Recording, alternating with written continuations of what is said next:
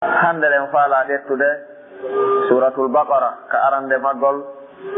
wondude e yela molanaɗo mo wonduɗen mo torotoɗen allahu subhanahu wa taala yo okku en gurdan e cellal wonduɗan e dewal ha wawen tippinde ɗum ɗo haysi tawi hino woɗɗodiri hakkude nen e jaam o waɗana en baraji ɗin kadi maraɗi ka makko ñande dargal o yoɓa en ɗi ñande hato jinden ɗi hara wiɗen sen wi suratul baqara ngol ɗo fayda no karmakoɓe firoɓe qur'ana wiiri wohingol mooɓi fayda shariaji arɗe nder qur'ana ɗin fof hino mooɓe nder baqara karmakoɓe firtoɓe qur'ana ma yewtoɓe kadi asbabu nusul ɓe lurrawa si tawi maɗum si tawi baqara wona madina tippi ɓe fotti baqara ko madina tippi nelaɗon kadi hino maki ɓuure ɗuɗuɗe e fi baraji janngugol suratu baqara ma ɗum ɓuure ɗuɗuɗe ko yewiti e suratu baqara hino jeeya ɗum ko ɓe maki suratu baqara ngol janngatake e suudu hay e woturu si wona cheytanu dogay e nder ɗum suudu balɗe tati hara wata natude ɗon ɗum ɗon yoni hollugol ɓural suratu baqara kono noon kadi ɓe maki e hadis gol ñande dargal alqur'an tefana yimɓe muɗum ɓen alqur'an aroye ñande dargal hino tefana yimɓe muɗum ɓen hara hino ardi yimɓe mayre simoje ɗiɗi suratu baqara e suratu ali imran ɓe maki jange alqur'an gollitironde ko atti woɓɓe aroyde ɓe jangane ɓe tororande ɗum ware hadis jange onon alqur'an gollitironde ko atti woɓɓe goo aroyde ɓe jangane ɓe tororande haray ɗum noon ko ɗum woni ko ɗaɓɓira ɗen sahaba ɓen kadi ko noon famirno ko ɗum siɓe inni min meeɗali janngude ayeje 10 e juuɗe nelaɗo min yawtide sina haray min darike ha min andi ko nun ɗe firi siko yamirore min andi min gollitiri siko haɗore min andi min pottike si min ɗetta kadi 10 min ɓeyda haray ko ɗum ɗon woni haɗaf e waya ko ɗaɓɓa kon e cippigol alqur'anil karim e ha e meɗen enen julɓe ɓen ma ɗum ha e ene yimɓe ɓen umuman ha faade gonɗinɓe ɓen khususan saabu qur'an hino tippi fi yimɓe ɓen fof allah subhanahu wa taala wi qul ya ayuha nnas inni rasulullahi ilaykum jami'an alladhi lahu mulku samawati wal ard andi ɗo ko fof huuɓiti joni noon qur'an nde arade hertano woɓɓe jaɓanɗeme ɓen kono ko imminide ko fii fof nde ari nde hertorani wonande jaɓuɓe nde ko nde qur'an ko nder leetere ƴurɗo ko allah subhanahu wa taala bimana ɗowori nde yankini jaɓi ko nde yamiri kon acci ko nde haɗi kon haray nde ɗo nde hertoto wonande ɓen ɗon e peewal e cuɗaari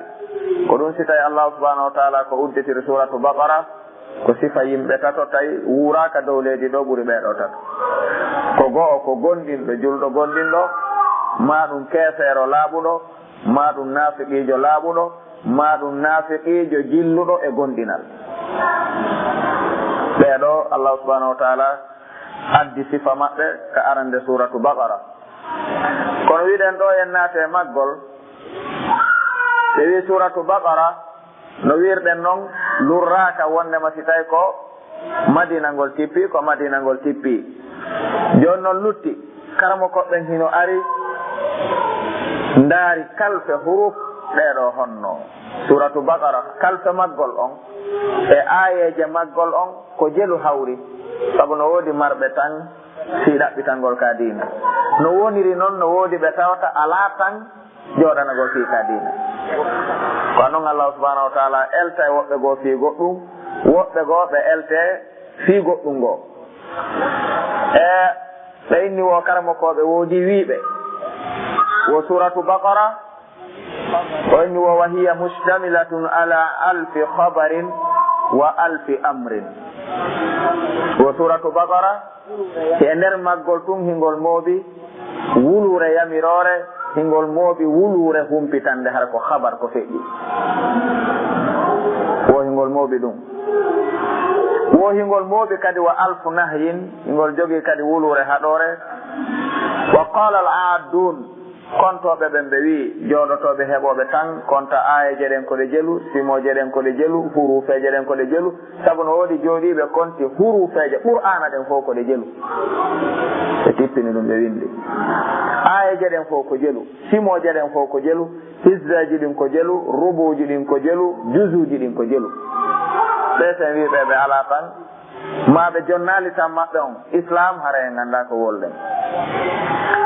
kontoɓe ɓe inni wo ayeje maggolon ko ayeje 287 aya ngol jogii ɗum ɗo baynal qurra ɓe lura e muɗum ko ɗuuɗi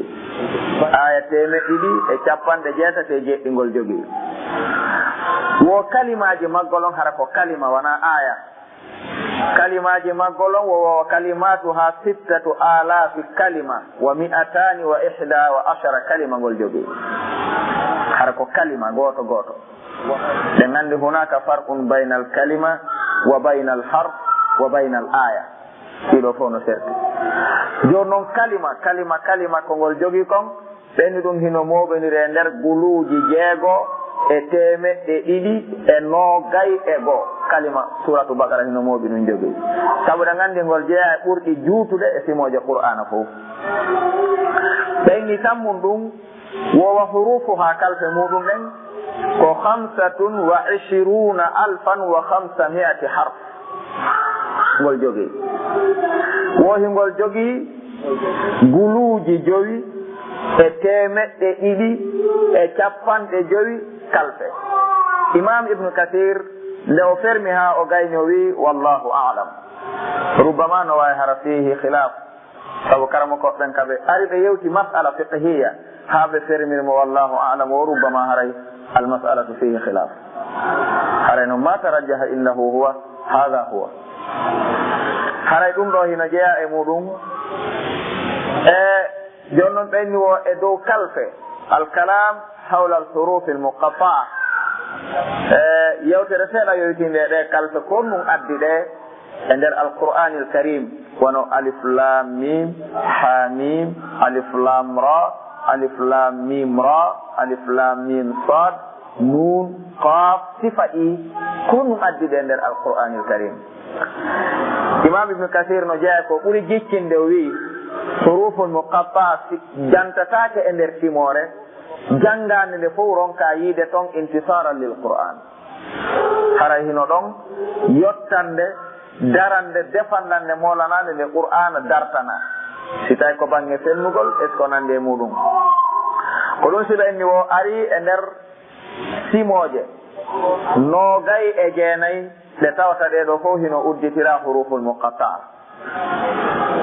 hara ko alif lam mim ma ha mim e sifa ɗe ha kadi gasi goɗɗe ara kaf ha ya ayin sad oɗo ɓuuri juutude e majji oɗo hino jogii kalfe yahayɗe 5 ha yeeso goɗɗe ɗen ara gooto goɗɗe ara ɗiɗi goɗɗe ara tati goɗɗe ara 4 yarini ko fewnu Allah subhanahu wa ta'ala waɗi tikrar ɗum ɗo ko hollugol ijazul qur'an imam ibn kathir o wi kala ko fayda simore nde yiiden nde udditirama ɗum ɗo haray yewtere hino nder muɗum nde tawta hino mooɓa sooma hollay nde ɗum ɗo ko doole qur'an attahaddi heɓoto e muɗum walla al ijaz ko wiyete attahaddi ko wiigol siɗon waawi sifa muɗum waɗe ma ɗum on wawata sifa muɗum sele ɗiɗo fof hino jante e nder majji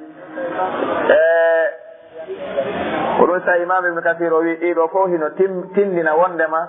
qur'an hino mari kawaseji molanaɗi e dow konngol kala ngol wona kangol qur'an hino watti kala ko wona alqur'anil karim sengol e muɗum ɗum ɗo hino yaha faama ɗum wonande liman dahaba ilayhi wa am'ana nadara o yehi o ndaari ha o gayni o luggini kadi ndarɗe nden si o faami o gayni ɗum ɗon o ari joni ka tafsir ka fuɗɗi ɗon o wi hamim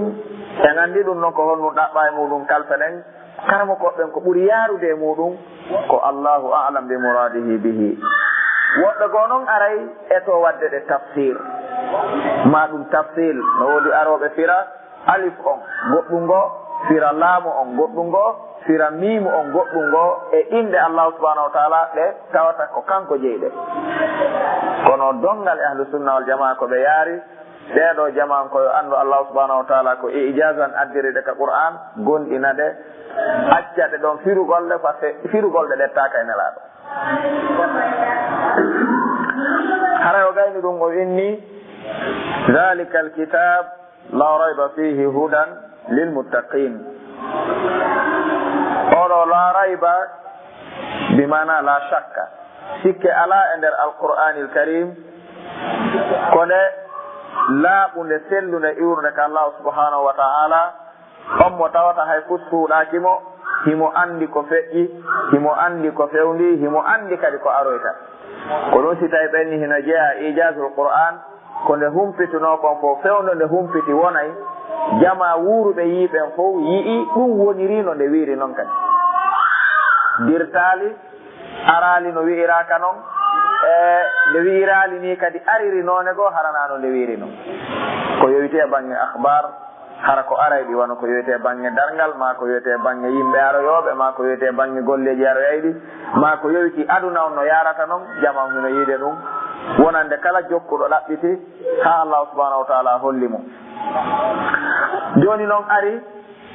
e o aya ka alamatu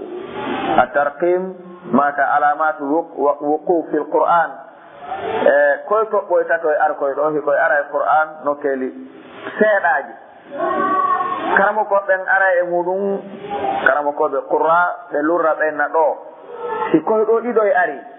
koyo dare ka aranum ka koyo dare ka ɗimmum ka hino selli ka faalaɗa wo daroɗa kaɗa wawi darade ka aranum immoɗa daroɗa ka ɗimmum kontina amma wono oɗo o inni wo daragol e oɗa arano on wigol la rayb fi non ɗetta huɗan ɓenne ɗum noon jakay ko ɓuuri laɓede bal ko la rayba fi ɗettita noon huɗan woɓɓe kan ɗon no inna la rayb fihi huɗan kono ɗo kadi on ñiwo haray mana on hino serti e oya firon on ko ɗum so tawi o ñiwo min alqurra'i man yaqifu ala qawlihi ta'ala la rayb wa yabtadiu bi qawlihi ta'ala fihi hudan no woodi karmakoɓe darotoɓe ɗum ɗon oyni noon wal waqfu ala qawlihi ta'ala la rayba fi oyni awla lil ayati allati dhakarnaha oyni ko daragol e ɗimmon ka fihi ɓuri marde mana saabu aya arowo yeeso on saabu sa wi'i la rayb a wi'ay fihi hudan haray a ittitali sikke ɗen e qur'an mi anda so tawi faamike haray ko wiiɗa la rayb sikke ala e honɗum a wolali koye honɗum sikke ɗen wonata ma ronkata wonde wiiɗa fihi hudan hino e qur'an feewal a wi'ali sikke ala e mayre ko wiiɗa sikke ala hino e qur'ana noon feewal te tawi noon oɗo mana hino manki bal ko ɗaɓɓa ko la rayba fihi sikke ala e nder mayre hudan ko nde feewal kadi ɗo hara nde ɗe tigeɓe ɗen ɗiɗi noon ka waqfu rek mana on sertata sa dari keɗa a addi firogo si a continue yeeso a addi firogo joni noon ko fira hongo ɓuuri marde mana ɗo hay sika ka pular nanuɗen haranaka arab wiigol sikke ala hino e qur'ana peewal e wiigol sikke ala e qur'an hino e nder mayre peewal ɗiɗo ɗi ɗon ɓe ɓuuri timmude sakkitiɗo ko ɗum si tawi o inni hada huwa al awla ko ɗum ɗo ɓuuri moƴƴude muɗum ko ɗum si tawi fayda ka yaaɗa yiiɗaɗi o fayda kalamo koɓɓen yiiɗay ya daro e sakkitiɗo saabu ka dariɗa ɓawojo o a ɗetta e ɓawojo natta e ko iwruɗa kon ɗetta yeesojo on naɓamo yeeso hara o yowaki ga joni noon no hani arano on toujours tawta yeesojo on daroɗa yewtere gasa ɗettita yeesojo on ɓawojo on wawa jokkude ko ɗum sa allahu subahanahu wa taala o wi dhalika alkitab ay hadha alkitab la rayba fihi sikke ala e mayre fes te kadi ko nde hudan lil muttaqin ko nde peewal wonande e huloɓe allahu subhanahu wa ta'ala ɓen e yiɗo no jonde ari nde woni ihtisas badaka nde ari lil umum jaa linnasi amma wa kana hudan khassatan lil muttaqin nde ari fi yimɓe ɓen fof kono nde wonani peewal hertingal wonande huloɓe allahu subhanahu wa ta'ala ɓen tun ko ɗum tawi allahu subhanahu wa ta'ala o wi ko nde hudan lil muttaqin gila ɗo ko sifa ayeje nayi ari sifi gonɗimɓe allahu subhanahu wa ta'ala ɓe sifaji ɗi ɓe sifori ɗin ha allahu subhanahu wa ta'ala manti ɓe si ɗum feƴƴi ayeje ɗiɗi ara sifo heeferaɓe ɓen ko honɗum ɓe waɗi ha allahu subhanahu wa ta'ala e kontiɓe heeferaɓe o gayna ɗum wara o ɗetta aya 13 ko sifo finaɓe giɓɓen rek ko fi honɗum o sifani heeferaɓe ɓen ayeje ɗiɗi o sifani naafiqi ɓen ayeje 13 nokkeli goota o tippina timoje innaɗe suratu munafiqun hara ko détail go fi maɓɓe tun woni ko saabu karmo koɓɓen fof hino fotti lorra naafiqijo ka diina hino boni ɓuri lorra kefeero ka nder diina saabu kefeero jaman si andi o ko kefeero annday ko gaño muɗum rentotomo wooday ko suuɗimo wooday ko salimo feññinande kono si tawi noon komo faamuɗa oɗo hiɗon hawti fof hiɗon hawti hay ko fiɓuɗon kono no suuɗata o si tawi noon o feññinane ɗum o suuɗi ko wona ɗum a yewtaymo fiima fof wirta ha laaɓa o yaha waɗama ko faala ko ɗum si tawi umar ibne alkhatab radiallahu anhu somo jeyano e ko ɓuri lerɗude yo naafiqi ɓen fof waɗe surtout abdoullahi ibnu ubay ibnu salul kono nelaɗon ɓe jaɓano ɗum ɓe maaki umar simi wari o wona ko famata o hino hani warde o warama buy e arabe e yimɓe ladde ɓe yimɓe andadina nanayi joni mouhammadou watti warde ha yimɓe mum ɓen awa jara natugol e kan dina wargol mo kanko tun wona ko sakki dongal e yimɓe natoɓe e dina idan accugol mo ga anda mo rento luttuɓɓen naata ɓuuri e di wargol mo sakko luttuɓɓen hara o maayi kadi ɗi mana o lorrande o wuuri o lorrande o maayi ka haray omo ɓalli fof haray o lorri ka o wuuri islam o lorri nelaɗon o lorri julɓe ɓen o warama kadi lorra makko kan o continue lorrugol haynde o maayi nelaɗon ɓe makiti makko lorra kan yo haaɗe ka gurdam makko amma ɓaawo yo jaɓan acci o maayina hoore makko ko noon le woniri o wuuro madina ha o waali o maayini hoore makko yo noon allahu subhanahu wa taala o wi alqur'an ko nde hudan lilmuttaqin joni noon ko wiyete attaqwa fayda wona kulol wiyete attaqwa ka pular men buyi e men no wiyay ko wonanɓe huloɓe ɓen bal attaqwa ko wonande rentotoɓe ɓen saabu oɗo nela oɗo umar ibne alkhatab radiallahu anhu meeɗi landade sahabajo goto hawnaki hara ko ubayi ibnu kabin o landimo wi ko honɗum woni tafsir attaqwa o innimo ama salakta tariqan za shakwa aw za shawk jom bulle o inni bala o inni fama faalt o inni shammartu wajtahattu ko ni mi waɗiri